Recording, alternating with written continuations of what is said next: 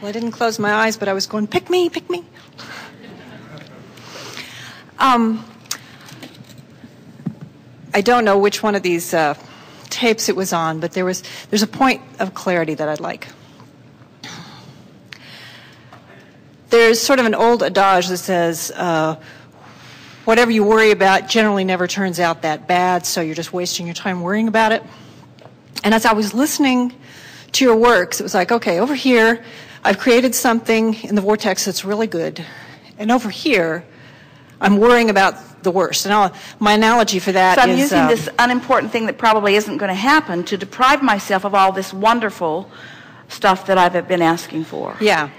And the best analogy I have for that is around money. And maybe I've created, the rocket I've shot up is, I'm a wonderful millionaire over here, but the biggest fear is I'm the bag lady on the street. And as I've listened to your work and thought about the energy that's around these thoughts, I like to think of the vortex, that highest thought being that beautiful, nice wave, and this negative thought being this kind of jagged thing over here, but it has some energy.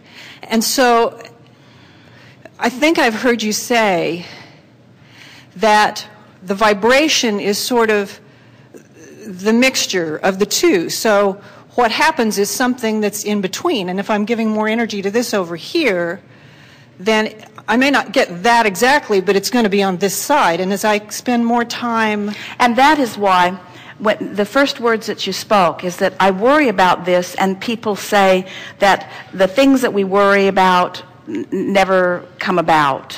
In other words, we're wasting our worry because they're not going to happen anyway. The reason for that is because the balance that the vortex is offering is strong. In other words, well-being is so pervasive. Well-being is so dominant that it's just a little letting go of resistance that takes you swiftly in the direction of well-being. Okay, that's how I'm understanding it. Because there is a mix. In other words, it would be fair to say that that we started out here today talking about your vibrational point of attraction and it being whatever you've practiced it to be. And you're right, it is a mix of a lot of things. You feel good about some things and not good about other things. And so you've developed a sort of overall emotional mood or attitude that represents pretty consistently how the world treats you. And we just want to help you incrementally and gradually improve that vibration. Yeah, it just so that the world can just keep treating you better and better. Yeah. Okay. But the words that we so want to present to you, to all of you, in a way that you can really, really, really hear them, is that things really are always working out for you. In other words, even in the midst of something that looks like it's gone wrong, it isn't. It's just the path of least resistance to what you really want. And if you could accept that, because it's hard. Sometimes when something happens, it feels like I'm being punished or I'm being disadvantaged or there's some injustice that has befallen me. But often that's a catalytic experience that causes you to focus in a way that leads to something that's already in your vortex. In other words, sometimes, and just hear it and accept it, sometimes something that you think is a bad thing happening is the path of least resistance to something that you really want. It's what it took to shake you loose of a concept that was not serving you. So Jerry and Esther, for a while, it'd be fun to dig it out again. They had a placard that they laid on the dashboard of their car, and it was written backwards, but when it reflected up on the glass, it said, "Things are always working out for me."